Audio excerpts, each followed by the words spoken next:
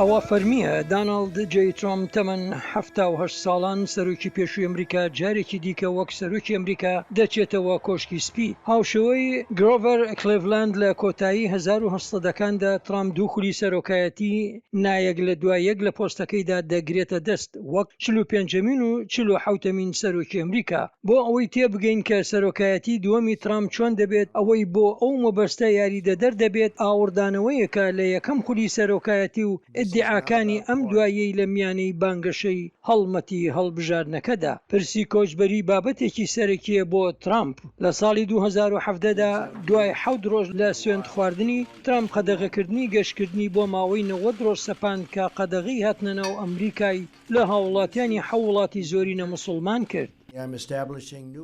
من ڕێکاری نوێی پشکنین دادەنێن بۆ ئەوەی تروریستە ئیسلامی تونندڕەوەکان لە وەلایەتە یەکگرتووەکانی ئەمریکا دوور بخمەوە. ئێمە لێرە ئەوانمان ناوێت.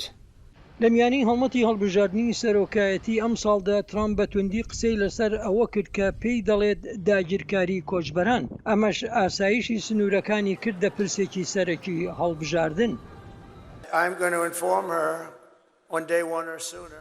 من لە ڕۆژی یەکەم یان زووتر پێ دەڵێم کە ئەگەر ئەم هێرشەی تاوانکاران و مادەهۆشبەرەکان کە دێتە ناو وڵاتەکەمانەوە ڕان نەگرن دەست بەجێ باجی لە 125 دەسەر هەموو ئەو شتانە دەسەپێنم کە بۆ ئەمریکا دەنێرن. لە ماوەی سەرۆکایەتیەکەیدا ترامپ باجی بەسەر هاوردەی چینیدا سەپاند و پێناچێت تاکتیکەکانی خۆی بگۆڕێت.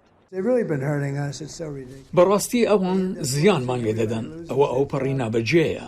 دەرەنجام کارەکاندا دەخرێن و هەموو کەسێک کارەکەی لەدەست دەدات. دواتر لە وڵاتەکەی خۆیاندا دروستی دەکەن و بەبێ باج بۆمان دەنێرنەوە و ئێمە زیان دەکەن و کۆمپانیاکە لەدەست دەدەین، کارەکان لەدەست دەدەین و ئەوەش زۆر گەمژانەیە.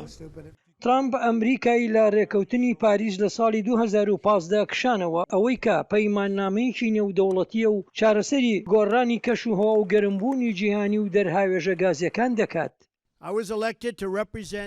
من بۆ نوێنەرایەتیکردنی هاوڵاتیانی پێتسبرگ هەڵبژرام، نەک پاریس.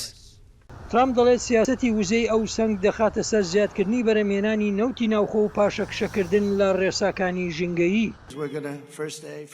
ئێمە لە یەکەم ڕۆژ یەکەم کاتژمێر دەتوانین زۆرشت بکەین، بەڵام سەرەتا ئێمە بیری نوێی نەوت لێدەدەین.